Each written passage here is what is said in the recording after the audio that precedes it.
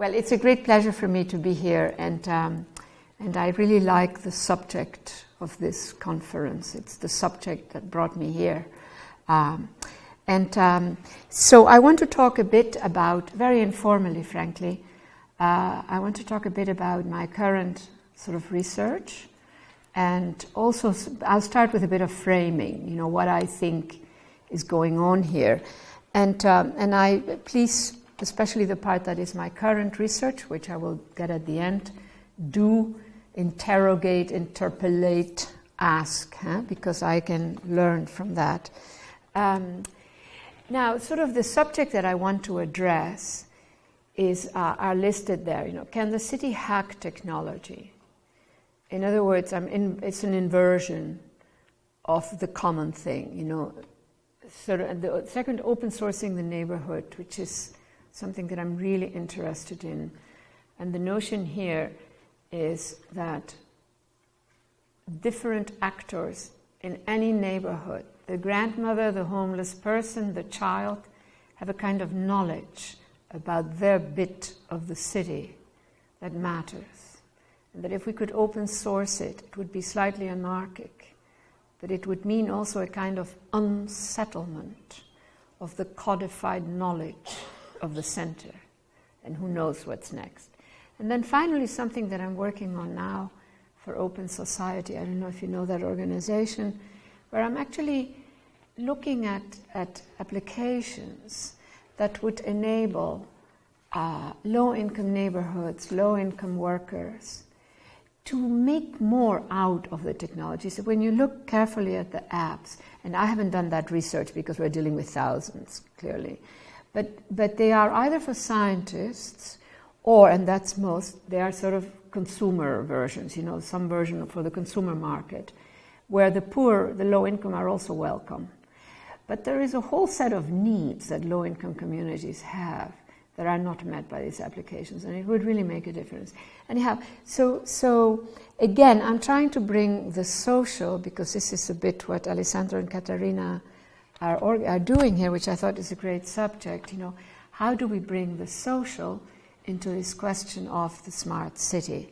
And I usually, when I speak about smart city, I start out by saying most smart cities that I'm aware of are really quite dumb. They truly are dumb. They have like a singular sort of meaning. They don't do very much with that concept of the smart city. They're often increasingly actually those which have implemented certain complex systems. These systems are owned by corporations. I'm sure many of you are familiar about this. They are centrally commanded. They are subject to extraordinary obsolescence. They can bring down whole intelligent cities, so to say, when you think of the rate of obsolescence of technologies. So there are a whole set of issues. But then there is the issue that Catherine, I keep giving you, I don't know what version of your name, but Catherine and Alessandro, did I say that right? Or you know the name? Is it whatever? Arnold? No, it's Alessandro, very good. I have a way of inventing the names of those whom I'm trying to invoke. But this notion of the smart social city, I think that's sort of a very interesting concept, because I've been talking about it, but I don't call it the social smart city, as you were. So I thought, now for starters, for me, when I talk about digitization, I'm especially interested in interactive domains. In other words, not in operational systems, data pipelines, etc. So the interactive domain opens up an enormous window onto how the social is present directly or indirectly in interactive domains. As soon as a domain is not interactive, the social is far more elusive, I would say. It might be there in the original design of the technology. You know, there might be a kind of frozen social, as somebody has said, you know, or many have said, all technology is society frozen. I buy about 70% of that, but there's a 30% where I think that if they only did bring society in, they would have different designs. But anyhow, the key point here is that it can take on diverse meanings, and if you want, diverse statuses. So the digital can be derivative, You know, a lot of stuff is actually simply derivative. It's just one way of doing something that is familiar, something that has limited operational range.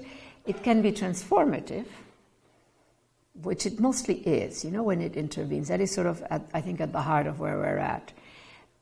But I'm also very interested, can it be constitutive? And hence the constitutive part runs a bit through this, especially in the last one, the one that deals with low-income workers and low-income communities. Now, what does it mean really in digital interactive space to factor in social logics? What is it that we're talking about? I do think that the social needs to be sort of examined, you know, interpolated, etc. So one point for me is this notion that there are imbrications between IT and social context. Imbrication does not mean hybridity. I use the term imbrication to differentiate from hybridity. The notion that it all becomes sort of a transformed, no, they are different. And since there are enough architects in the room, you know what imbrication means. In many settings, especially in the English countryside, they think that what I'm referring to, if there are any Brits in the room, you must know what it is. What you do with horses when you oil them up, you know, I'm not talking about that. So imbrication, you know, which is a word that is not so commonly used in English actually, is each element keeps its particularity, but they need each other or they sort of depend on each other, something like that. A tiled roof is a very elementary example, only the problem there is that it is all the same. It's a repetition of a given condition. Now, secondly, this whole notion of mediating cultures, which for me, I actually began to work on this, 25 years ago, and I got very irritated living in the United States. I used to go quite a bit to Silicon Valley, which is a bit different from now. It was sort of really the world, the paradise of techies. Today is the paradise of investors, you know, and all of that is a very different thing. But this notion, the notion of the relationship between user and machine, if you want, or technology, was that the interface was the bridge. I had a lot of trouble with that, I still do. And I sort of argue that actually that you can have certainly a whole variety of interfaces, but the critical thing is, what is the culture of use, not youth, but use, that gets mobilized in different settings, in different countries, around different issues. And when you look at it that way, you actually begin to see the social embedded, you know, in that mediation. And finally, the question of scaling, which has received, I think, considerable attention. It's a critical element in the whole story.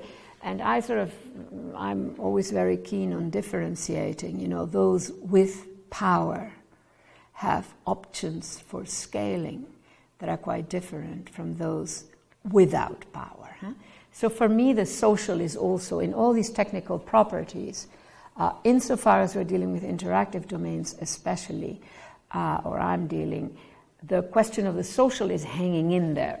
So the powerful, as in financial markets, you know, produce a kind of scaling that comes with the things that are listed there. You know, a certain type of risk, market risk, which is a network effect, various types of feedback and effects of expanding a program, etc., etc. Among the powerless, significant scaling can happen via recurrence. I'm very interested in the notion that scaling can also function horizontally. So if you take a set of very modest, poor activists around questions of the environment, around questions of the right of indigenous people to land, around, you know, issues like that. What happens today, most of these people are often, if you take those who are really in the forefront of the battles, they are not mostly online. They are mostly struggling, right, for food, or doing their manifestations, etc. But there is a subjective dimension, the notion that there is a digital space that they could access that would put them in touch. The notion that there are all these others becomes very active. So when I say this notion of horizontal massing, there is actually a notion, I'm not alone. There are all these others. It's very, very strong with environmental activists and with human rights activists, especially the latter. They are often very alone when they're struggling for this. And of course, we know that for a fancy organization like Amnesty International, extremely fancy dinners, but I guess they need the money. What would they be without those very modest, very isolated people who can upload the information, one tortured body, and that, can then go global, etc. But there is among these activists a real sense they know that they're not alone, though they are terribly isolated. So for me, these are sort of different ways in which scaling. I think scaling should be much more than just this notion of more. There are all kinds of, it's the social, if you want, the social dimensions. Now, I just wanted to come back because there is usually a bit of confusion about this notion of mediating cultures, and sort of give you a couple of examples. These are very good studies. They have been around, they have been analyzed over and over, they have generated debates about the interpretations. So I'm just going to be very brief. It's just to juxtapose this notion of these mediating cultures, which is, to me, a very important issue. And when we come to the city, it's almost like a research question. What are the mediations that either cities contain or that constitute cities? And at the same time, how do we mediate our relationship to the city, and might be, in fact, living in a city but not having an urban situation at all, sort of an isolation, etc. Now, can you hear me, by the way, or not? Because I'm speaking. Yes? Great. So the first is that it's just not, sort of what I want to illustrate with this study is that it's not just a question of access and use of the technology.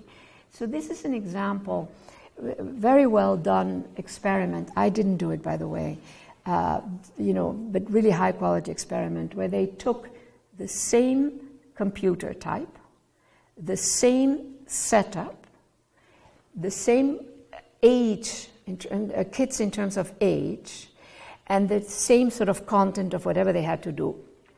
They took a poor school, this is in the United States, a poor school with mostly minority kids, and they took a school, a rich middle-class public school, both public schools, but one rich and one poor.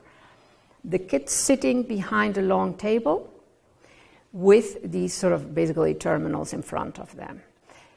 And the kids were equally trained in terms of how to use it, in terms of those capabilities. And the result was quite interesting, to me very disturbing and a bit sad, and it generated quite a bit of debate.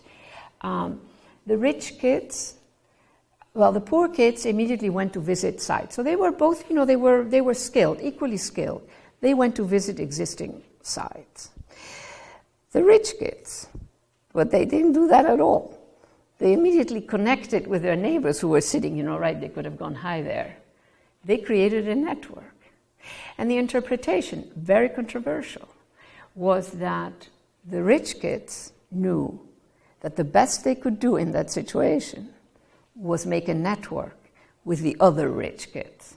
The value was in the kids, not in the machine. For the poor kids, the notion was they have a machine, they can access those websites because their other little friends don't have that much value. You can imagine how controversial this study was, right? You can see that, wow. But it indicates something, even if it is just among the researchers who are doing this. Now, another example, a bit along those lines, was something that an anthropologist did in the Middle East. So he developed a nice, ethnographic study, and I don't know what all, and he had an assumption, a hypothesis. And the hypothesis was that you have different modes, which is very reasonable, of using this technology. And we're talking interactive domain, basically, sort of what we would now call sort of, existing domains, if you want. And he assumed that the young kids, these were all Muslims, by the way, the people in the sample, the people that he was studying, that the Muslims that the young Muslims would be the ones who would be most at home, etc., with this. And the other extreme, he had a whole set of subjects, and at the other extreme he had scholars of the Quran. And it turns out, again, sort of this strange inversion, that the young kids were very good about navigating existing sites, scholars of the Quran, if they were going to use, which is they regularly study and annotate, if they were going to go online, which they increasingly were doing, they would have to create their own sites for annotating. In other words, they had a far more sophisticated use, though they were not in the techie mindset, whereas the younger people were totally in the techie mindset, but they had a very elementary use. And so these are sort of very, very extreme cases, which indicate something about these cultures of use. Same technology, same basic sort of social setting, if you want, and then all these differences. I mention this because I think when we deal with the social in the city, we need to take account of these things. Now, the more, I gave you very, very extreme examples here so that there can be no confusion. And again, I repeat, both of these studies were extremely controversial. There was a lot of debate. But there are far more elusive sort of mediating cultures at work in a lot of this stuff. Now then finally, sort of as a way of creating an entity that is not just the technology. I have done a lot of work on something that I then construct as social-digital formations. Core element in this notion is that in interactive domains, what happens is that there is a larger ecology of meaning that partly comes from the non-digital domain that actually shapes the interaction. And then you really are dealing with a variable. At one end, you wouldn't notice really what's the difference. But at the other end, you really can tell the difference. So that whatever is that larger setting, so if you're just looking at the same milieu, you wouldn't pick up much difference. But if you take a given interactive domain, an established interactive domain where people come in, but then you bring in people from very different, say from China and from the United States and from Argentina and from Germany, you begin to detect the differences. So again, it's another way of capturing in the digital the social. In other words, what I'm trying to do is move inside the digital and capture the social there, even though technically speaking, you wouldn't detect it. Rather than, which often happens, is you sort of put like a stamp, here's the social on the forehead of the digital. I think that, what I find extremely interesting is crawling inside the digital, but with full what we call it, antennas on, and then detecting how does that outside world actually install itself. Now, in many transactions, it doesn't happen. For instance, I've looked at financial traders, not traitors, we can also say that, but traders, and they have this very synthetic language. Moreover, they don't know each other, by the way. They are all over, who knows, and a certain position, the guy's not going to be there, or mostly men, there forever. So it clearly rotates. But that particular subject has that position, right? So that position might be occupied by Henry, by John, by Maria, etc., in a 24-hour cycle. And they use limited language, they have all this synthetic stuff. And yet, when there is a newcomer to the group, in other words, they're dealing with a lot of people because there's all this rotation over time, etc., but the same guy returns, but after 8 hours of sleeping or something like that. But then they can tell when there is a newcomer.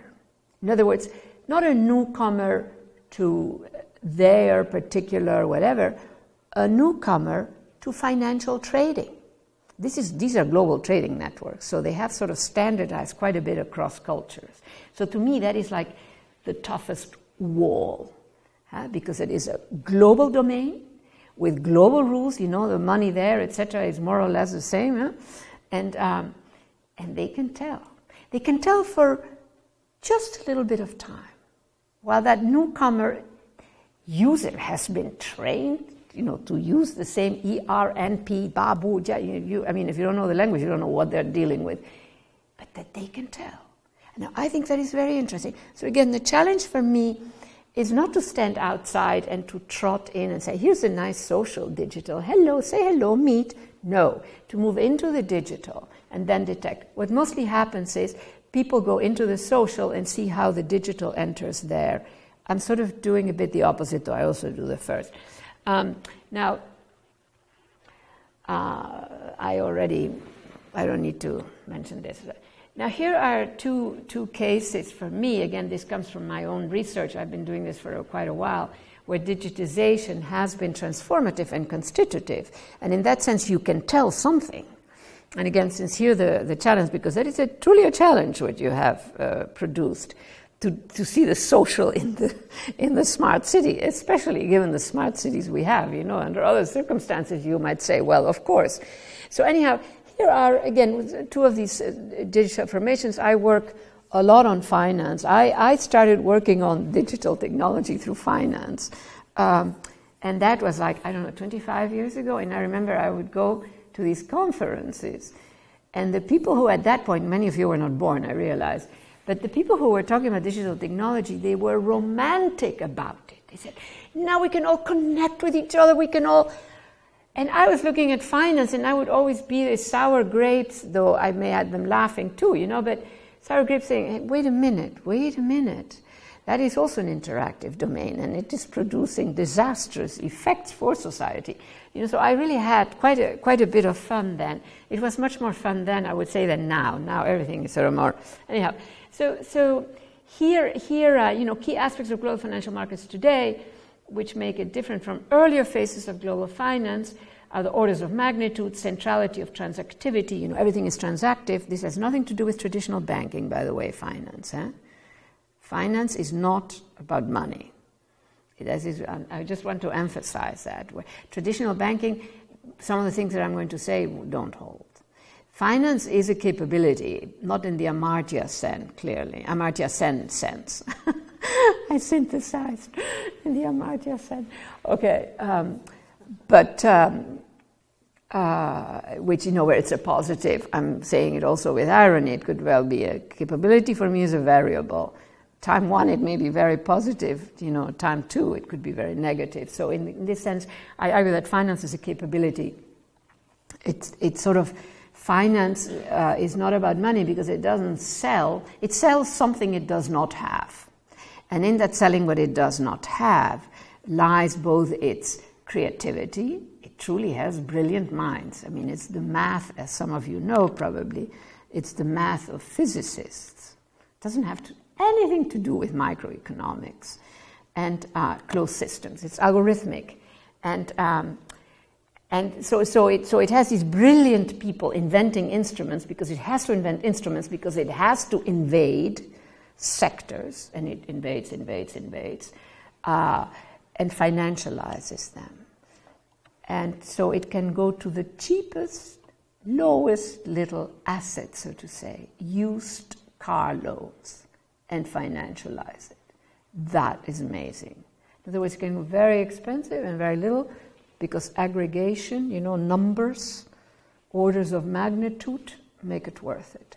So anyhow, now, these properties of these technologies have, enabled finance to really, really become extremely powerful. And finance is a profoundly social event. I mean, it is there, tech, whatever, but why? Because it has to invade. And it has I always say, finance is the steam machine of our epoch. Not because it changes everything, but because it makes a new ordering. So when I say finance, I'm talking about something that crawls deep inside each one of our households. And I have a lot of data. This is not the talk I'm going to do here, I'm doing here, but a lot of data showing how even the most modest households can be drawn into this. And it's like grist for the mill. It uses and it then disposes. Extraordinarily destructive. It's one of the most destructive forces we have. Now, at the other end, I'm very interested in how these technologies have also enabled resource-poor organizations. So I sort of work on these two extremes because that creates a bit of clarity. What binds them a bit, what connects, is that both of them use, up to a certain point, the same capabilities of these technologies. But it is a Phillips curve, you know what I mean, right? Starts in different places, then has this point of intersection. If you take just that point, which is what techies do, they look at what properties of these technologies are being used. Exactly the same. And so you might say, oh my God, you know, how nice. But after that, they go in different directions again. And there you detect, you know, the difference. So there is, I am interested in that moment, that point of intersection, and then what happens after that. And the fact that they use the same properties, but then they're really going in very different directions. And of course, finance winds up shaping a lot of what gets developed in terms of technical capacities, software, etc. Whereas civil society organizations, poor organizations, are quite limited in that sense. There is much less. So that gives you a way of capturing this question of the social, if you want, in the digital domains, rather than, again, I repeat, plastering the social, you know, as a pretty label. Now, I've right now, up till now, spoken about individuated things, you know, these financial traders, the activists, etc. When you bring all of that together at the level of the city, it becomes far more complex, far messier, far less, you know, quite intractable, actually. So in one way of thinking about it, that this notion that there are larger ecologies of meaning that shape the technical interactive moment becomes extreme in the case of cities. Do you understand what I'm saying, right? Because then it's sort of a truly an anarchic, and I like to define cities actually as complex but incomplete systems. And in that mixture of complexity and incompleteness lies the capacity of cities to outlive many, many systems which are far more powerful but are closed. They might be complex, but they're closed. So think of a city like London. It has outlived so many different regimes, kingdoms, queens, kings, multinational corporations. Most corporations have died.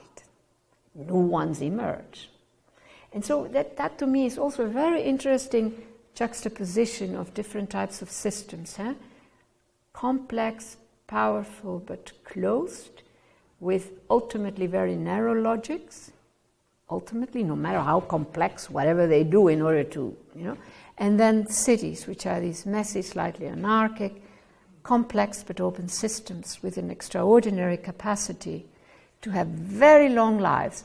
It is, if they were simple and open, they would go under. But it's precisely that complexity. The complexity of the city, of course, lies in two features, I would argue. One is enormous diversities, functionalities that vary enormously, and the other is that one shapes the other in effects. There is no easy exiting. And so I like to say also that density is not enough to mark a city. An office park is very, very dense, but it's an elementary space, you know. And sort of when I ask myself, okay, if I want to go bottom down, how would I define the city? And I should say, as a footnote a bit, that when I work with a category, I have to remove myself enough that I've lost it to rediscover it. Otherwise, you know, the city is a city, basically.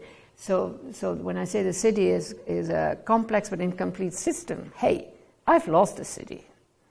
Could be so many other things, right? So you have to crawl back, you know, and say, okay, what in the end is the city? And in that sense, then, density is not enough to mark urbanity, if you want, of the city. And density is often taken as the indicator. So I would say that a lot of what we're building today is density, but it's not a city very often. An office park is not a city. And if I repeat now, if I want to go down to the simplest level, okay, what is this little indicator that I can use? Okay, this is city. I like to say, I mean, it's a bit of a, whatever we call it, you know. It's the place where those without power get to make a history, an economy, a culture. In other words, think of an immigrant community.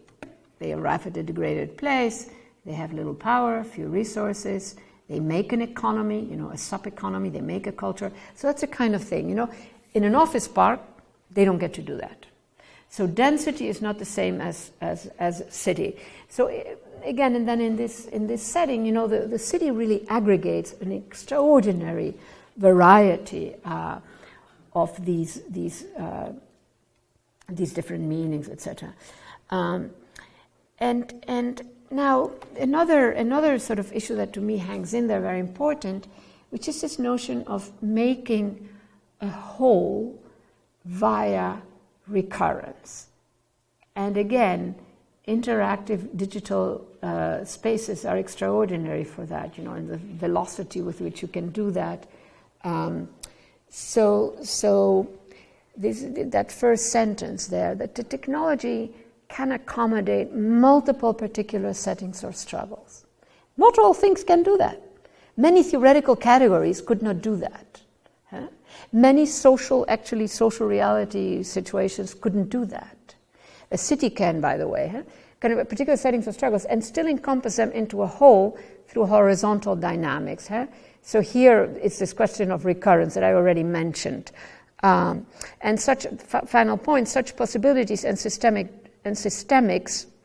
drives, undermine generalization. That's the other issue that is very interesting. Sort of about the local, the powerless, immobility potentialities. I don't know if this is clear. It's a bit abstract, but I think I've said enough. And if I start explaining that could be very long. So we don't want to do that. And at the same time, I have done quite a bit of work on trying to understand how the velocity of this type of technology, how that affects knowledge systems, paradigmatic knowledges, etc. And I think I'm going to be talking about that in a bit. But there is something about a capacity. If you deal with these bodies of knowledge in an interactive domain, there is a real possibility of informalizing knowledge. In my open sourcing the neighborhood, when I want to bring in these knowledges of the locals, which are bits of knowledge, which then can get married with bits of paradigmatic knowledge, the codified knowledge of the center, but they really reposition it. And so you begin to disassemble the paradigm. You can think of a planning paradigm, a plan for a city, whatever, if you want to think city. I think other things as well, not just the city. But so so again, I'm looking at the properties of the technology, not the properties of people, but the technology itself, in that velocity, in that disassembling, the possibility of grabbing bit, actually unsettles the paradigm.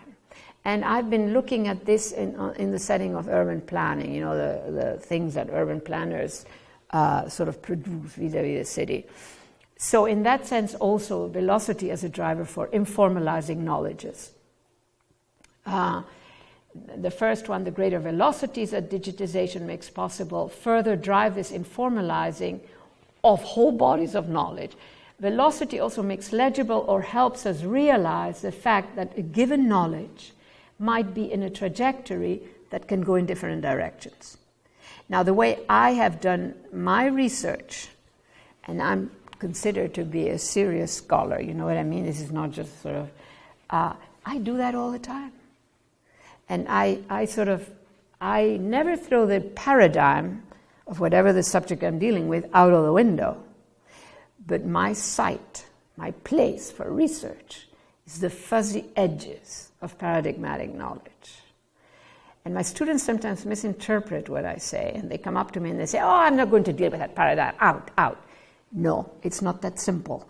And moreover, it sort of gets boring if you just throw it out. Then there is very little. And that's the risk. I think in this field, that is a risk, that you're left with something very simple. And how do you raise the level of complexity and think complexity as a matrix through which you look? What I'm giving you here are elements of a matrix that really mess up the stuff, Huh? And then you have, there's work to be done. Actually, you need collaborations, of different forms of knowledge. And so for me, this notion of the fuzzy edges of paradigmatic knowledge are a very interesting zone. A lot of stuff can happen there. The core of the paradigm is the strong part. They're often indestructible, given that we deploy this knowledge in, established settings, like my university, but at the fuzzy edges, when it's ambiguous, you invite other fuzzy edges of other paradigm. I can deal with engineers, in the fuzzy edges, so to say. I couldn't at the heart of the paradigm. And so one tactic that I have also is to sort of, an image that I like to use is, what don't I see when I invoke the powerful category? So when I say the state or the national economy, what don't I see? Sort of the notion that the strong category, the category that has a history of meaning, and you can begin to do that really with the language that we use for the digital, or sort of the converse of that for me is the image is, if you want, dark street, classic setting, right? Dark street, sharp light, sharp circle of light. The sharper that circle of light, in other words, the stronger the paradigm, the core of the paradigm, the more difficult it is to see what lies around that circle of light. You really have got to go digging. And I think that is the power and the danger of a strong paradigm. And we are beginning to have strong paradigms in this field that some of them I find a bit disturbing because they will keep us from seeing certain things. Now, again, when we come back to the question of the city on this, the city being this enormously complex zone with multiple social logics operating, a question that I would have is how can social logics alter technical capacities? In other words, this is a different way of going about it than saying the technologies enable us to communicate more, or to interact more, or to interact globally. That is pretty much, that's the circle of light. That is what people are doing. Amazing, can do this, and can do this, and can do that. And I'm sort of interested in just turning it around and saying, okay, how can, and again, a city is a powerful, complex condition that has the capacity to alter, to unsettle, to show the limits of these technologies. And so rather than tinkering around with the tech and say, oh, we have to fix this, no, we should stand back and say, okay, what is this language and this language, the tech language, the complex city with its anarchic blah blahs, what is happening here? Huh? And so, okay, fine, I just want to move on now.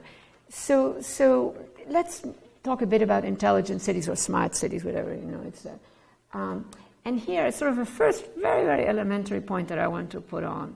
If an intelligent city is just a complex technical system, then the risk of technical obsolescence is very sharp. In other words, most of the intelligent cities that we have now, and really there are very few, so a better way to put it is we are deploying intelligent systems in existing cities, right? That is more closer to what is really happening. But, if we plop these complex systems, which are often fairly closed systems, centrally commanded, etc., in urban tissue, the rate of obsolescence of these technologies and of the compositions that are being created is very, very fast. The rate of obsolescence of cities is totally different. You can have a building that is way, way past its healthy life, but it's still being used, right? So to me, this is a very, and then closed technical systems bring an added, for me, one of the issues that I will wind up saying is that these closed technical systems, a la Cisco and all of that are sort of plopped down, or the center there in Rio, the famous IBM in Rio during the what was the last event that they had? The football, the World Cup or something, right? Which it didn't work at all. In other words, are you familiar with this or not? Sort of central command, oversight, whatever was happening in the city. Yeah, okay, fine, they could see it. By the time they got there, it was finished, whatever. It was too late. Instead of organizing every community in the sense of collective, this is our community, and then the community could negotiate, also handle, and when necessary, call the police, totally allow the community to be a force, a social force that can use the tech rather than this. Well, you get the point here, right? So the more, but the other thing is that the more widespread the use of these type of intelligent systems, the more the city itself is at risk of becoming obsolete. This is one of my favorite images I'm going to show you now. It's by a Chinese artist. He knows that I'm using it. He's delighted. And you can see it. Huh? There's no visual here. It looks beautiful. And these are all real buildings that are in Shanghai. And the image that he has, he got sick of all of those, is that, they all sort of become obsolete. So it's a very dramatic image, you understand, of what I'm trying to get at. That if we don't develop a more sophisticated, knowledge-centered, where our knowledge and the knowledge embedded in the technology sort of begin to interact and work together, it's not going to be. Now, so I already talked about this, actually. So the question then, out of this notion of dead cities, then the question, what has enabled cities to have long lives? I already talked about that. So I just want to go to the last sentence there. Installing closed technical systems in a building to govern all its major functions could weaken that mix, that has historically enabled. So plopping down complex closed, we have to find, when it's a data pipeline, I'm talking about things that belong, that wind up being one presence, if you want, in an interactive domain. I'm not talking about whatever, water pipes, the who knows, with that someday we will also want to just have more command over them. Now, then finally, this notion that the city actually tells us what works. We don't know that language anymore. So I have some of these very nice examples where I give you a bit, there is no time to really develop too much, but I give you one example that I have used before, so if you have heard me say it before, sorry. But the notion, in other words, that the city has speech, speech as this complex category that is very present in the law. Huh? We have speech. Why? Not because we talk, but because we're citizens, rights-bearing subjects, etc. And so I wrote a whole article on this that I called "Does the City Have Speech?" where I try to understand, again, coming back to making the city truly a complex presence, how would we tell that? And so I have a whole spiel. But right now I just want to give you one little example where I argue the city has speech. And moreover, I say that the speech that it has comes through its materialities and the interactions of its diverse materialities. It is not this speech, it's not. And so, for instance, a car, a supercar, which on the highway, is truly an admirable machine, incredible speed, handles any terrain. And when you think of a car, it has so many different materials, complex forms of knowledge embedded. It's an extraordinary animal, a car. By the way, I don't have a car, I never have a car, I never want to have a car. But objectively speaking, a car is an extraordinarily complex product with many, many, many forms of knowledge. That car, great on the highway, even on rough terrain, when it arrives at the center of a crowded downtown, all those capabilities, poof, gone. They might as well not be there. And I say, the city has spoken. The city says, not here. Go do it on the highway, but not here. And so in that article, I sort of look at what are all the other instances that we see that the city sort of is talking back. The problem is that we don't know that language anymore, right? Now, when I marry some of these technical issues that I've been talking about, the complexity of an urban space, etc., and the fact that we might become interested in understanding the speech of the city, then I think we are into a nice, complex research and theorization agenda. Then it could really get very interesting. And so in some ways then the city as a powerful hacker of technologies, like in the case of the car, right? The car being hacked. Now I have a very long list of those, but I don't have them here. Now the other question is, of course, can technology hack the city? When I say hack, by the way, I mean alter. I mean the original meaning of it. Alter the original design, subvert the original intention. That is what I mean, which can be good or bad. But hack right now has acquired a negative meaning, but that's not the original. And so I say, can it hack the city? Yes, it can. And I say, this is how a city gets hacked. That is not urban. It's very dense, but it's not urban, right?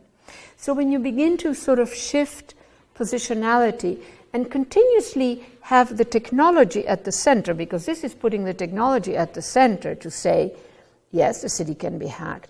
Then you bring in the social. You actually develop a very complex research agenda, you understand? This becomes a major project.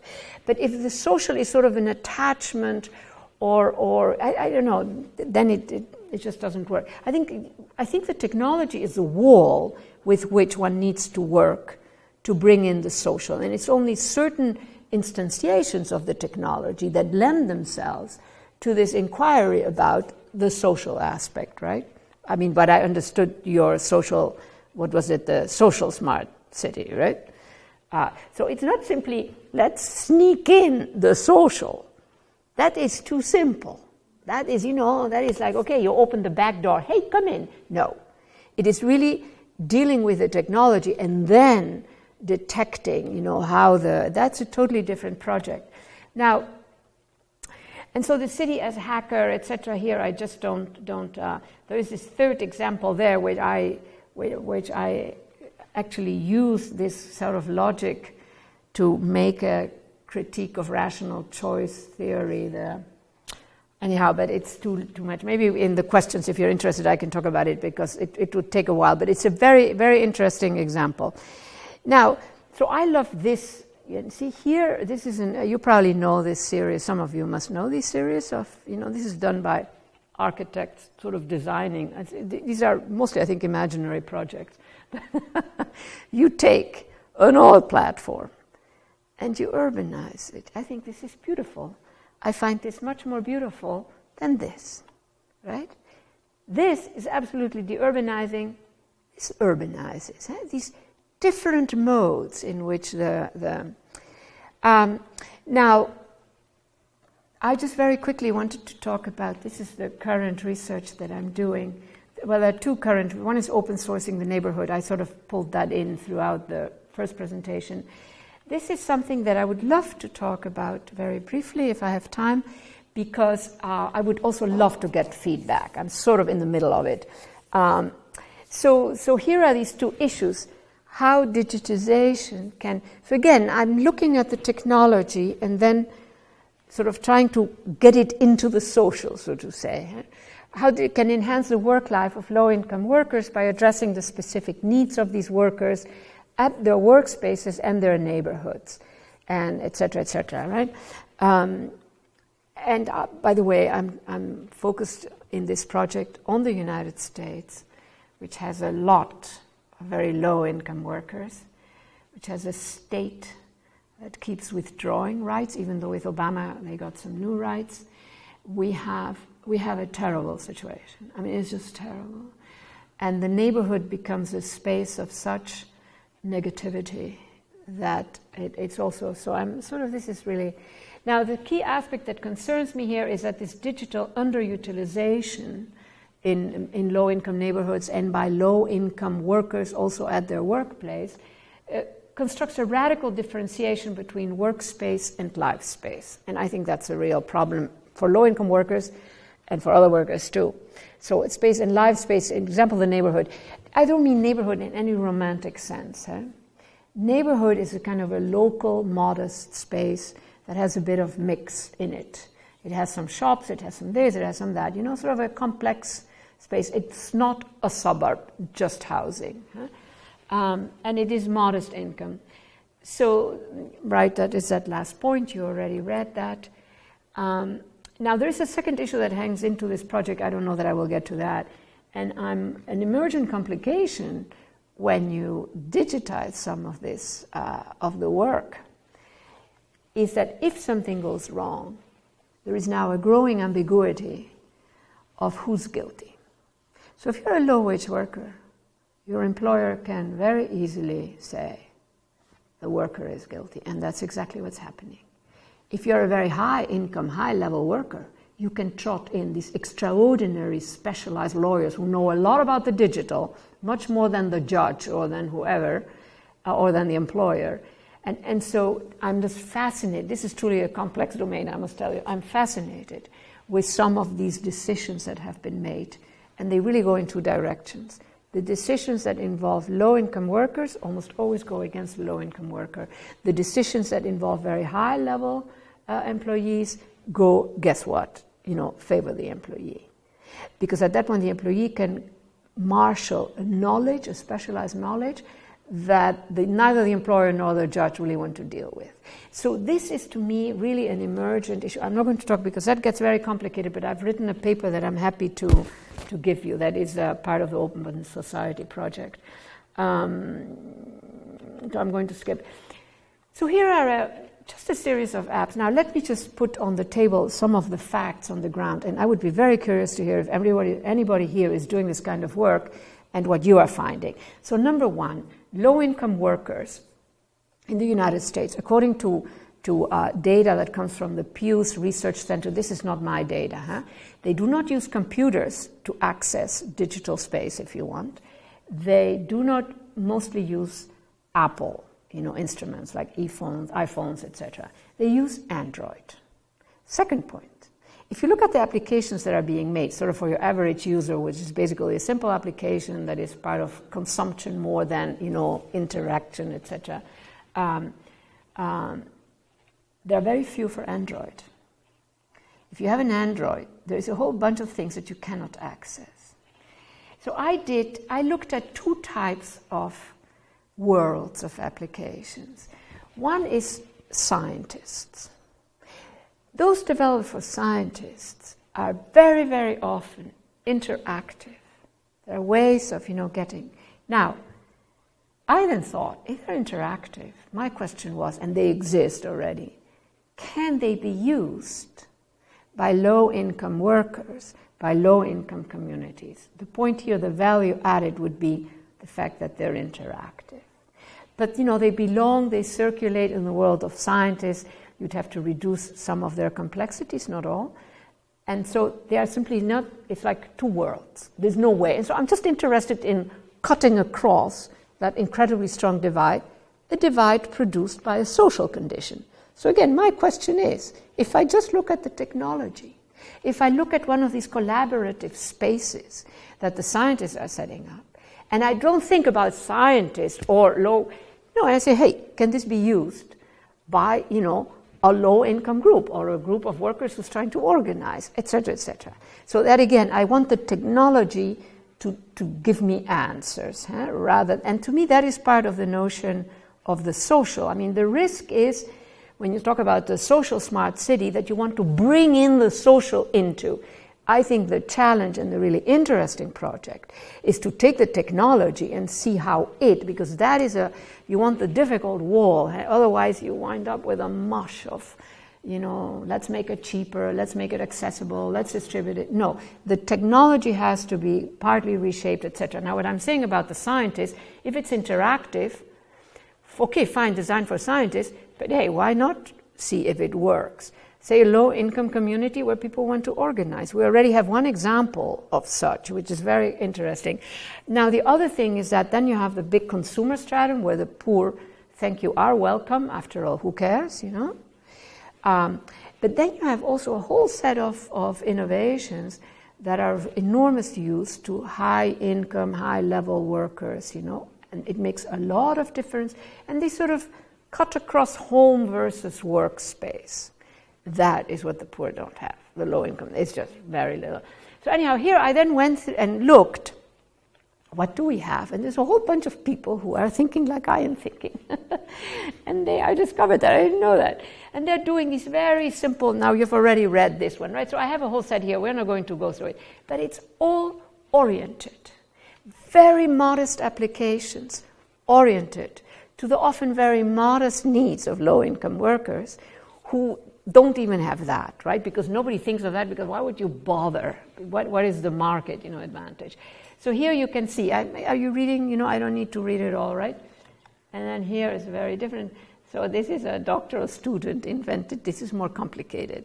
I mean, low-income workers also have depression, and other things, and but they don't have time.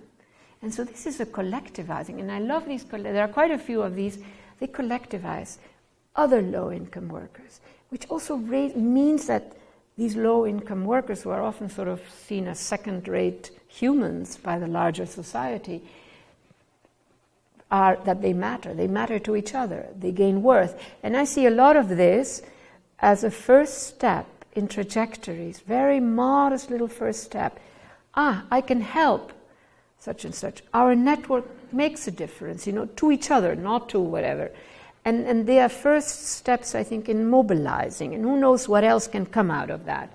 And then apps to develop new ways of working together. Now, I just tell you that I just want to give you an example of some of the things that I mean when I say this connection between community, workspace, and activating the community as a meaningful space. I don't know that this is exactly the example, but I just want to make sure that I put it on the table here. So there is an application that is called Emergency Nanny. Now, the Emergency Nanny is anybody in the neighborhood who is static. The hairdresser, the grandmother, the local grocery shop. And again, it's that same principle that people matter. They matter to each other. And in low-income communities, this is a critical issue.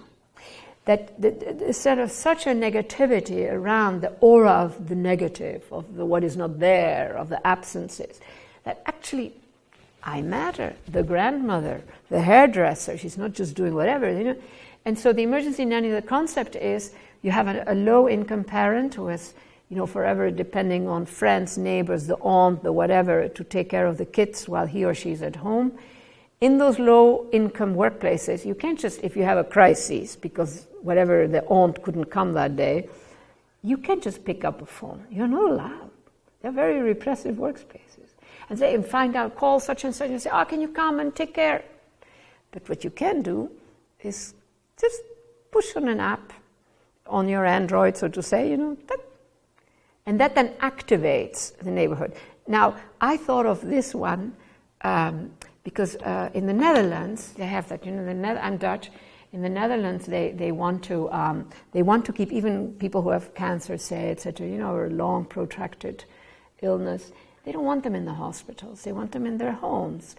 And so my mother had cancer treatment, and then she was sent back to her neighborhood, and she discovered, she didn't know that the hospital had alerted whatever the proper network for that particular block or 2 blocks, and their 24-hour, and that does 2 things. It takes care of a need, but to me the most important thing is it makes each of these people feel that they matter.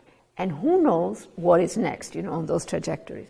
Anyhow, so in some ways what I was describing here are applications that strengthen the collective space of the disadvantaged. We matter to each other. And secondly, that the neighborhood sort of becomes a social backup system for these workers. And final observation, first step in trajectories that go who knows where. There is one very, very good example, and this is my last sort of image that I leave you with. A bunch of workers in New York organizing, and they used some of these technologies, etc., to organize, and they found that it really enabled them enormously. So they actually went through the effort of locating local techies, and asking them, can you develop this in such a way, like for Android, etc., that we can actually use it? And now they have it. And it helps them mobilize, it helps them stay in touch. These are very, very simple little technologies, but they actually alter, if you want, the whole, the social condition. I think this is my last slide. No. Yeah, right. So, final slide. So why do we want to keep cities complex and incomplete? In other words, not not office parks and gated communities. Now there is a whole set of reasons. I think I already mentioned some. I'm not going to develop. This is not. But I want to give you one more reason, which is truly slightly counterfactual, so to say. And it has to do with this. And so let me ask you, how many of you have seen this map? Nobody. That's the typical answer I get. I can't believe it. Anyhow, this is in the public domain, so it's not. These are 10,000 buildings in the United States. The last one was just finished, I won't say a week ago, but very recently, the biggest of them all, in Utah, which is a vast, empty state. And they are full-time, 24 hours, gathering information on all of us. If you have been in the United States for 2 hours, you're in that data set.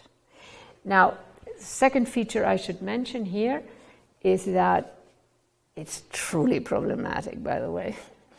So the way the system works, so they're gathering data on all of us, right? Now, you know that your very respectable country also has a state of security. This is part of the state of security, you understand, right? State of security means that the state is enables itself to violate its own laws. Germany, France, all these countries, they're all there. The United States is the biggest of them all, right? I mean, 10,000 buildings, there would not be room in the Netherlands, for instance, to have 10,000 buildings like that. But the point is that all our countries, our governments have that. The logic is a very peculiar one, and most people don't understand the logic. So how do you detect the suspect? The suspect you detect via your nice, good, old-fashioned prejudices. A Muslim, whatever, in the United States. Then you move into this vast amount of data that nobody will ever analyze. And then here is the technology, sort of the technical logic of it. Then you detect, supposedly, all the other people with whom that suspect that you got sort of on the street, so to say, without using any of this, because you just go by prejudice. And then you try to find out, okay, what are all the connections? So here is my image of the city talking back. I know, I live in Lower Manhattan. Lower Manhattan, you go to any of those cafes, you open your computer, your laptop, you have a choice of about 78 networks, no matter where you are. I mean, many of them are close. You can't actually, clearly, there is such a concentration, such an overlap of networks that people are using to do their email, in other words, interactive, that this system simply goes to pieces. You understand? Everybody, if that person that they got on through their old-fashioned whatevers, if that person is in Lower Manhattan, lives in Lower Manhattan, and they try to see with whom all has this person interacted, more or less the whole of Lower Manhattan would look like they intersected. Doesn't work. Now that cannot happen, if you are in a very simple space, in an elementary space. But anyhow, I can see that. I find this terribly ironic. But anyhow, I think here are some of the numbers, by the way, for this space, you know that your government, my government, they all can reach our emails. You know that, right? You also know that they can access your computers even when they are off through radio waves. But totally. So we really have to recognize the fact they're gathering all those data. They're never going to analyze it all. There is a serious problem with how they find the suspect and then how they use these data. But ironically, the city, where everybody's so exposed, you're on the street, is probably one of a crowded city, is one of the spaces where you can, with very elementary technologies and without thinking about it, mess up that extraordinary system. I leave you with this delightful thought. Thank you very much.